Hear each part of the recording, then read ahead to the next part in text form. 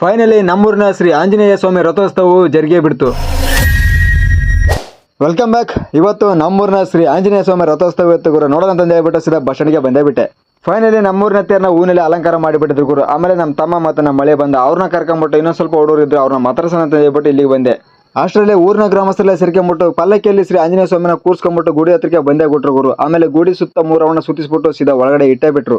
ಹಾಗೆ ನಾವು ಕೂಡ ಒಳಗಡೆ ಹೋಗ್ಬಿಟ್ಟು ಶ್ರೀ ಆಂಜನೇಯ ಸ್ವಾಮಿ ದರ್ಶನ ಮಾಡ್ಬೇಕಂತ ಹೇಳ್ಬಿಟ್ಟು ದರ್ಶನ ಮಾಡ್ಕೊಂಡ್ಬಿಟ್ಟು ಸೀದಾ ರಥೋತ್ಸವ ಹತ್ರಕ್ಕೆ ಬಂದ್ರೆ ಇಲ್ಲಿ ಸಾವಿರಾರು ಜನಗಳು ರಥೋತ್ಸವ ನೋಡ್ಬೇಕಂತ ಹೇಳ್ಬಿಟ್ಟು ಬಂದು ನಿಂತ್ಕೊಂಡ್ಬಿಟ್ಟಿದ್ರು ಗುರು. ಆಮೇಲೆ ಬಹಳ ದಿನಗಳಾದ್ಮೇಲೆ ನಮ್ಮ ಮನರ್ ಬಂದ ಗುರು. ಅವ್ರನ್ನ ಮಾತಾಡ್ಸೇ ಇರಲಿಲ್ಲ, ಅದಕ್ಕೋಸ್ಕರ ಸ್ವಲ್ಪ ಮಾತಾಡ್ಸ್ಕೊಂಡ್ಬಿಟ್ಟು ಅಲ್ಲಿಂದ ಸೇರಿ ರಥೋತ್ಸವ ಮುಂದೆ ಬಂದೆ ಗುರು. ಇಲ್ಲಿ ಅಂತ ಹುಡುಗರೆಲ್ಲ ಸೇರ್ಕೊಂಡ್ಬಿಟ್ಟು ಡ್ರಮ್ ಸೆಟ್ನ ಸರಿಯಾಗಿ ಬಾರಿಸ್ತಾ ಇದ್ರು. ಫೈನಲಿ ಪಲ್ಲಕ್ಕಿ ಬಂದೇ ಬಿಡ್ತು ಗುರು. ಒಂದ್ಸಾರಿ ನೋಡ್ಕೊಂಬಿಡಿ. ಆಮೇಲೆ ಪಲ್ಲಕ್ಕಿನ ತೇರ್ ಸುತ್ತ 3 ರೌಂಡ್ ಸುತ್ತಿಸ್ಬಿಟ್ಟು ಪಲ್ಲಕ್ಕಿಯಲ್ಲಿರುವ ಶ್ರೀ ಆಂಜನೇಯ ಸ್ವಾಮಿಯನ್ನ ತೇರೊಳಗೆ ಇಟ್ಟೇ ಬಿಟ್ರು ಗುರು.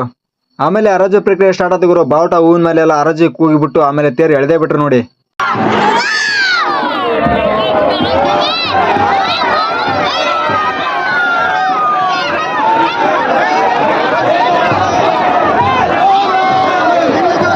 ನನಗೂ ನಮ್ಮೂರಿನ ಶ್ರೀ ಆಂಜನೇಯ ಸ್ವಾಮಿ ರಥೋತ್ಸವ ಮುಗಿದೇ ಬಿಡ್ತು ಗುರು. ನಾಳೆ ಹೋಳಿ ಇದೆ, ನಾಳೆ ಹೋಳಿ ವಿಡಿಯೋದಲ್ಲಿ ಸಿಗುವ. ಬಾಯ್.